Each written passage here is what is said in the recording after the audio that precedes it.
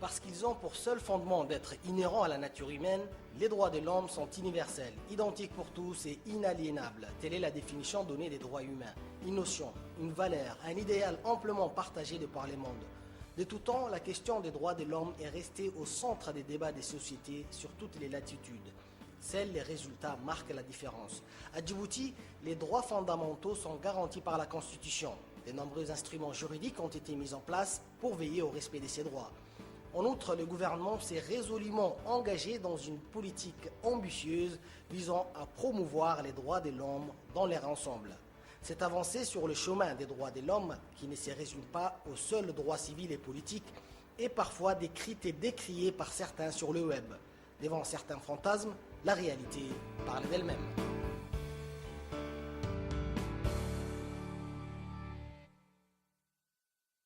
Les droits de l'homme constituent les fondements même de la politique gouvernementale à Djibouti, tant dans ses fondamentaux que dans ses aspects civils et politiques. En effet, l'examen des actions entreprises et des réformes engagées dégage un aperçu général des résultats dans les domaines des droits humains. Dans un aperçu sommaire et non exhaustif, on peut citer notamment qu'en matière d'éducation, la politique de l'école pour tous est obligatoire et destinée à ouvrir les portes de l'école et à l'accès à l'éducation de tous les enfants sans distinction des nationalités. Une mesure qui permet aux enfants des familles immigrées d'être scolarisés au même titre que les nationaux. Ces efforts ont donné leurs fruits. Le taux de parité entre filles et garçons est aujourd'hui de 0,98%. La santé également est un domaine où l'accès aux soins n'est pas limité uniquement aux nationaux. Permettre une couverture sanitaire adéquate aux populations locales, c'est bien, mais aussi offrir cette possibilité aux immigrants des pays voisins, c'est encore mieux.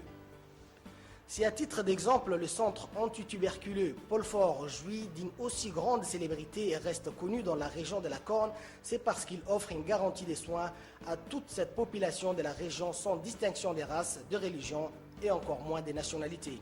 Cette même population bénéficie également au même titre que les Djiboutiens d'une couverture vaccinale durant toutes les campagnes de vaccination. Bien que la République de Djibouti reste un pays aux ressources financières très limitées et que cette couverture médicale allant au-delà de ses frontières pèse beaucoup sur ses finances, elle répond à un souci constant des droits humains. Pour ce qui est du droit fondamental de l'accès à l'eau, le gouvernement a entrepris des grandes réformes institutionnelles qui ont débouché sur le développement d'une stratégie de l'eau, ainsi que la publication du Code de l'eau. Pour atténuer l'impact de la sécheresse récurrente que connaît le pays depuis 2006, les réalisations suivantes ont été entreprises. 20 nouveaux forages pour renforcer l'alimentation en eau potable de la capitale et des centres urbains de l'intérieur. La réalisation de 30 nouveaux forages qui ont permis l'accès à l'eau de plus de 100 000 personnes et à leur cheptel en milieu rural. La réhabilitation de plus de 100 puits cimentés. L'aménagement de plus de 10 sources naturelles, y compris aux services sociaux de base, notamment aux écoles et dispensaires communautaires, équipement de plus de 70 stations de pompage rurales en système d'énergie solaire afin d'éviter les dépenses liées à l'achat des carburants et l'accès permanent à l'eau en milieu rural. En ce qui concerne la question du genre et l'implication de la femme, Djibouti s'est doté d'une politique pour la période 2011-2021 adoptée sous forme de loi, avec pour principal objectif d'œuvrer à l'instauration de l'éthique et de l'égalité du genre conformément aux engagements régionaux et internationaux traitant des droits économiques, sociaux et culturels des femmes. Cette politique a permis aux femmes d'entrer à l'Assemblée nationale, au gouvernement et dans la haute administration. La mise en œuvre de cette politique a permis de renforcer les droits de la femme, particulièrement en ce qui concerne son intégrité physique et de sa pleine participation au processus de développement économique et politique.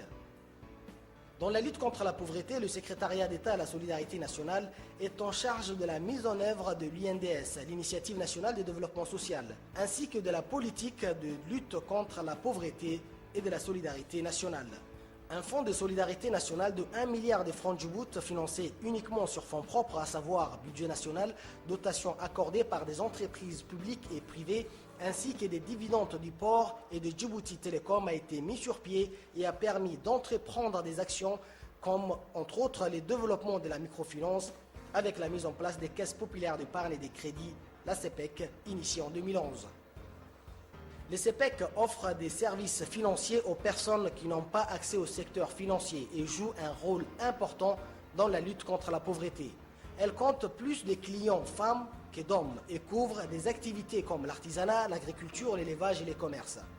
Parmi les actions entreprises par les gouvernements au chapitre des droits de l'homme figure également la lutte contre l'exclusion des personnes handicapées. Le terme même a été banni du langage de l'administration et a été remplacé par personnes à besoins spécifiques. Cette tranche de personnes a été favorisée et a bénéficié d'une attention particulière et d'une politique adaptée. De ce fait, ils participent au même titre que leurs pairs du monde entier aux compétitions internationales et ont remporté des médailles aux dernières compétitions paralympiques de Séoul. Au niveau des médias, précisément à la télévision, les malentendants bénéficient également d'un journal adapté à leurs besoins. Pour ce qui est du logement et pour traiter ces droits constitutionnels de manière efficace, le gouvernement a créé en mai 2011 un secrétariat d'État en charge de la question du logement. Ce secrétariat d'État a pour objectif principal la coordination et la mise en œuvre de la politique du gouvernement en matière de logement. À ce chapitre, l'État a lancé des vastes opérations de construction des cités, des logements économiques et sociaux clés en main. À cet effet, ces dernières années, plus de 6 000 parcelles de terrain assainis et près de 2 000 logements ont été construits. Sur le plan des droits civils et politiques, le gouvernement de Djibouti a procédé à la mise en place d'une commission nationale indépendante chargée de veiller au respect des droits de l'homme. La commission effectue régulièrement des visites dans les maisons d'arrêt pour s'enquérir de la situation des prisonniers, conformément aux conventions en place. Sur le plan judiciaire, Djibouti a procédé à l'abolition des tribunaux d'exception, tels que la Cour de sûreté de l'État. En matière politique, aux dernières élections législatives, le gouvernement djiboutien, avec à sa tête le président de la République, a opté pour un scrutin proportionnel qui permet une représentation plus large de toutes les sensibilités politiques du pays.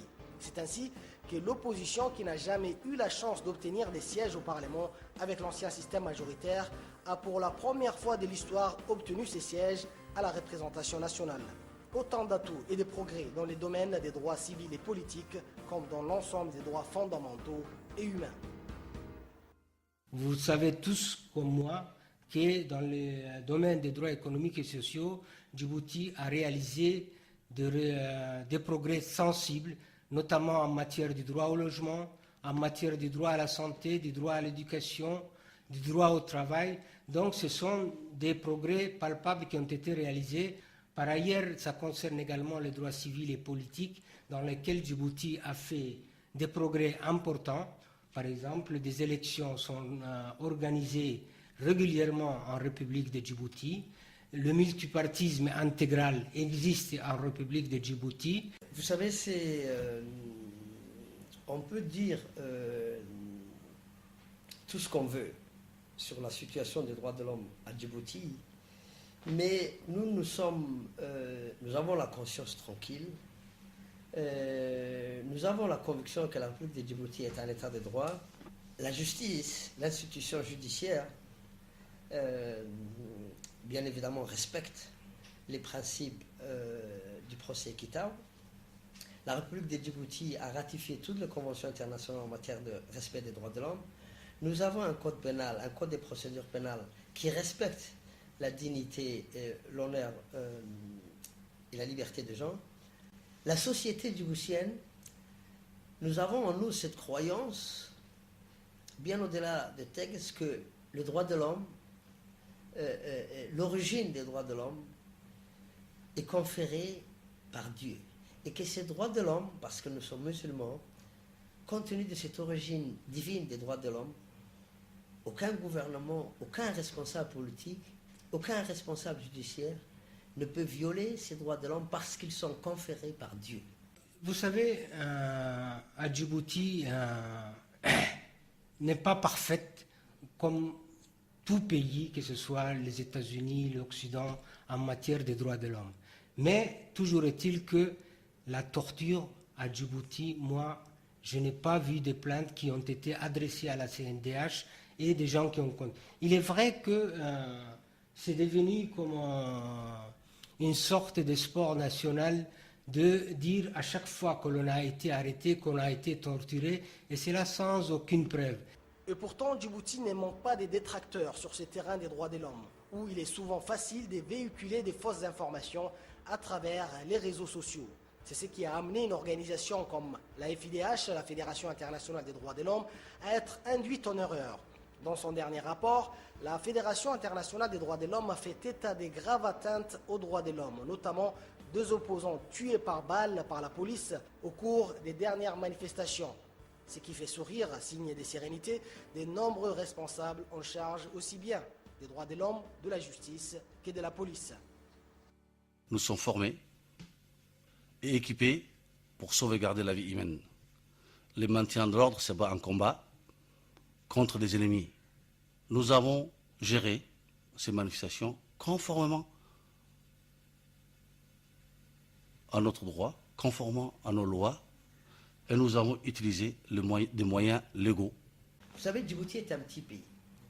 Nous connaissons pratiquement, tout le monde connaît tout le monde. Nous savons les responsables politiques, ceux qui sont au pouvoir ou ceux qui sont dans l'opposition. Vous ne pouvez pas concevoir à Djibouti que quelqu'un puisse arrêter à quelque endroit que ce soit sans qu'immédiatement sa famille ou son entourage avise l'autorité judiciaire. La ville de Djibouti n'est pas New York. Tout le monde connaît tout le monde et l'information passe très vite dans tout le milieu djiboutien. Quand il y a mort d'une personne, normalement, c'est suivi par l'enterrement, le funérail. Il y a tout, je dirais, un procédé qui est là et qui fait que nul ne peut être enterré sans qu'il y ait funérailles, sans qu'il y ait enterrement, sans qu'il y ait les cérémonies funéraires habituelles. Donc ça serait su et systématiquement à Djibouti, ça aurait créé beaucoup plus de troubles. À Djibouti, il y avait beaucoup de morts. À Djibouti, on enterrait des gens dans la cour des maisons de peur de la police. Tout cela est pratiquement vraiment fallacieux et infondé. Et nous avons dit que cela relève des accusations fantaisistes de la part d'organismes internationaux. Nous n'avons pas comptabilisé aucun mort et également autant d'arrestations qu'ils proclament dans leur communiqué. Nous n'avons pas dans ces pays des détenus politiques à Djibouti. Nous n'avons pas de prisons secrètes. Le magistrat du parquet contrôle de manière permanente la réalité de la détention provisoire dans les commissariats et dans les brigades de gendarmerie. Ces gens-là, ils essayent de placer le droit de l'homme sur un terrain politique. Mais précisément, ces gens-là ont été condamnés parce qu'ils combattent l'État, parce qu'ils combattent l'État de droit, et parce qu'ils combattent la paix, l'ordre public. Vous savez, donc dans ces conditions-là, naturellement, ces gens-là ont été condamnés parce qu'effectivement, il faut sauvegarder l'état de droit, il faut sauvegarder la paix publique pour qu'on puisse effectivement parler d'état de droit. Quand une manifestation n'est pas autorisée, quand elle est illégale, elle ne peut pas être tenue sur la voie publique. Donc, après sommation, conformément au texte, nous agissons pour le disperser le mieux possible dans le calme. Si ce n'est pas le cas et qu'on n'arrive pas à le faire disperser dans le calme, on utilise la force nécessaire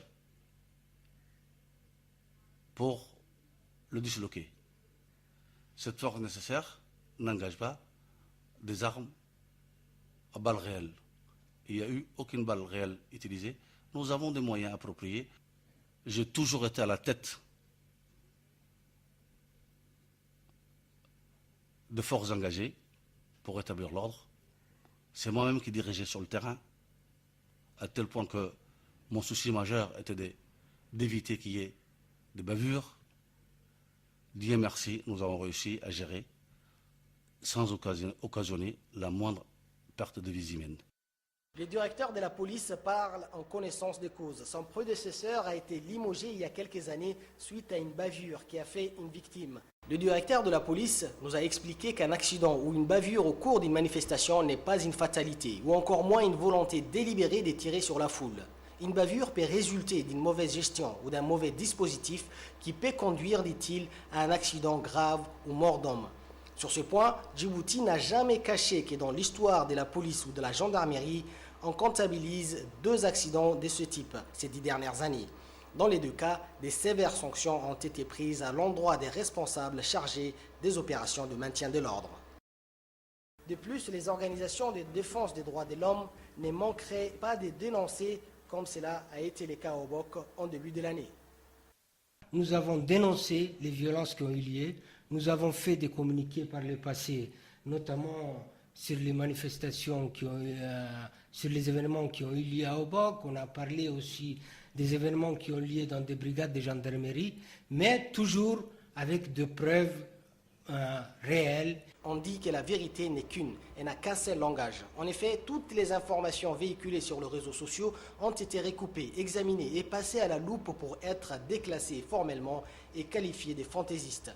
Cela s'est passé la semaine dernière à Genève lors de l'examen périodique universel sur les droits de l'homme où notre pays était convié. La délégation de Djibouti à Genève, comprenant notamment le ministre de la Justice, M. Ali Farah Assoué, la ministre de la Promotion de la Femme, Mme Hasna Barkat Daoud, a tenu à mettre l'accent sur les avancées de Djibouti sur cette question. Nous sommes conscients de la somme d'efforts qu'il a fallu déployer pour achever sans faute les premiers cycles de l'EPI et passer au second. Je n'ai aucun doute que ce dernier sera tout aussi fructueux. Durant les 4 années entre les 2 cycles, la République de Djibouti n'a cessé de collaborer et de dialoguer avec les mécanismes onusiens des droits de l'homme. En 2010, notre pays est devenu État partie à la Convention des droits des personnes handicapées ainsi qu'au protocole facultatif s'y rapportant. Nous avons également ratifié le 2 protocoles additionnels à la Convention des droits de l'enfant et la Convention sur l'élimination de toutes les formes de discrimination raciale. Parallèlement et conformément à nos engagements découlant les instruments ratifiés, Djibouti a produit depuis 2009 un nombre important de rapports aux organes des traités et ainsi apuré les retards accumulés durant les années. Les rapports soumis aux organes conventionnels sont le document de base commun en 2010, les rapports sur la Convention contre la torture en 2011, les rapports sur la Convention sur l'élimination de toutes les formes de discrimination à l'égard des femmes, les rapports traits au pacte sur le droit civil et politique en 2011, les rapports relatifs au pacte sur les droits économiques, sociaux et culturels. Cet immense travail a été réalisé grâce à un programme de coopération avec le système des Nations Unies en général et le bureau régional du Haut Commissariat pour les droits de l'homme en particulier. Ces programmes de coopération régulièrement reconduits depuis 2009 tournent autour de 3 axes.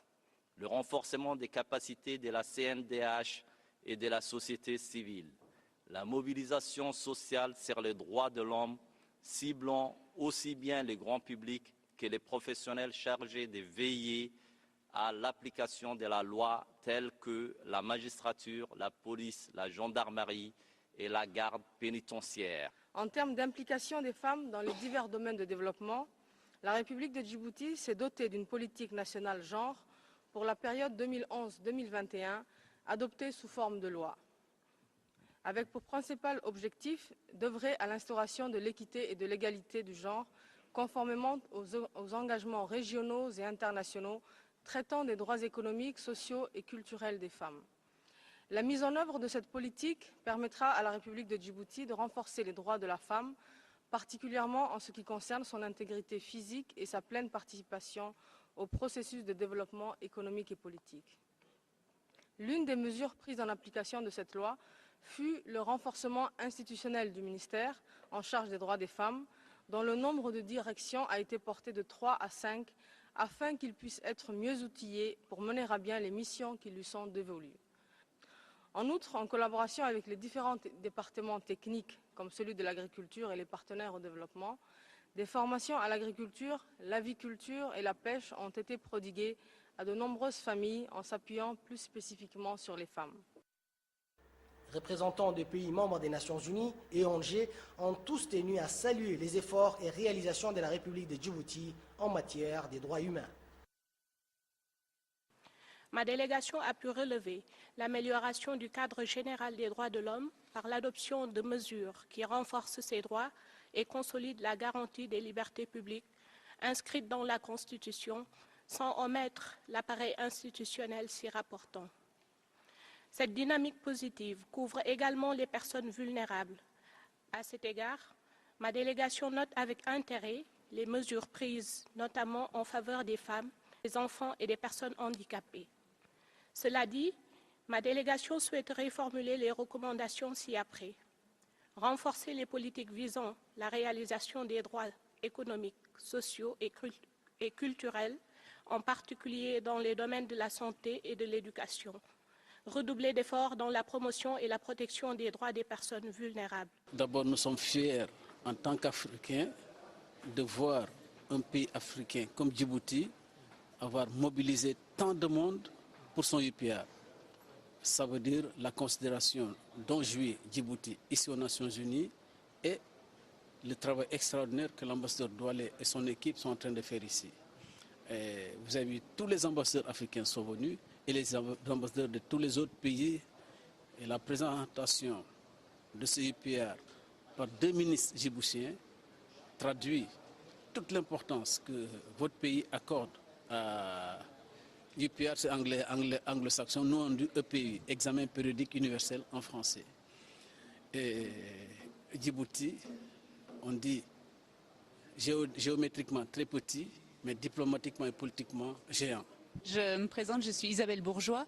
Je travaille comme consultante ici pour les ONG, pour plusieurs ONG au Palais des Nations. Et je me réjouis en fait de ce que le gouvernement appuie, c'est-à-dire qu'il veut insister sur l'état de droit.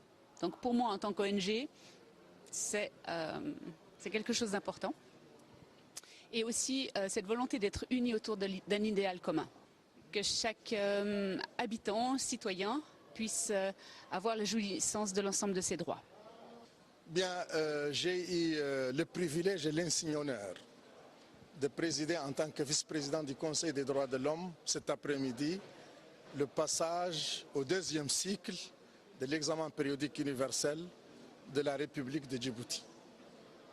Et ce passage a été une expérience extrêmement exaltante parce que la délégation djiboutienne était dirigée par 2 ministres qui sont au centre de l'action du gouvernement et du pays dans le domaine des droits de l'homme. Ces 2 ministres ont fait des présentations extrêmement importantes, extrêmement riches et montrent que l'expérience de ce pays africain arabe est une expérience réussie dans le domaine des droits de l'homme. En ce sens où les réalisations qui ont été mises en relief touchent pratiquement tous les aspects des droits de l'homme, que ce soit les droits civils ou politiques, que ce soit les droits économiques, sociaux et culturels, que ce soit les droits de la femme, les droits de l'enfant, les droits des personnes handicapées, les droits à l'éducation, donc tous les aspects pratiquement qui peuvent intéresser l'ensemble des franges de la société djiboutienne ont été touchés. Nous avons constaté avec une très grande satisfaction le niveau de réalisation et le niveau de réalisation dans ces différents domaines. Je me félicite très sincèrement des avancées très significatives, des réalisations extrêmement importantes que Djibouti a accomplies depuis la date de son premier examen périodique universel en 2009. Ce sont des avancées qui témoignent de l'engagement de ce pays à améliorer très sensiblement le secteur des droits de l'homme. L'assistance et les membres du Conseil des droits de l'homme ont souligné la qualité des rapports et la qualité des présentations des rapports qui ont été faites par les deux ministres. Et Djibouti a été salué en matière de droits de l'homme pour les progrès qu'ils ont réalisés, même s'il restait beaucoup de progrès à faire en la matière. Moi aussi, je voulais souligner également que défendre les droits de l'homme n'est pas parler, c'est-à-dire de travers, dans la mesure où nous avons constaté certaines organisations des droits de l'homme, notamment la Fédération internationale des droits de l'homme, avaient parlé des dizaines de morts à Djibouti, des centaines d'arrestations. Nous avons pu rectifier tout cela, même si Djibouti a connu une situation post-électorale assez difficile, et il n'en demeure pas moins que la situation des droits de l'homme ne s'est pas aggravée autant qu'on le dit. Voilà, aujourd'hui, nous sommes satisfaits du travail qui a été fait par la République de Djibouti. Nous demandons au pouvoir public et aux organisations de la société civile de travailler davantage pour promouvoir la promotion et la protection des droits de l'homme en République de Djibouti. Et nous en sommes satisfaits.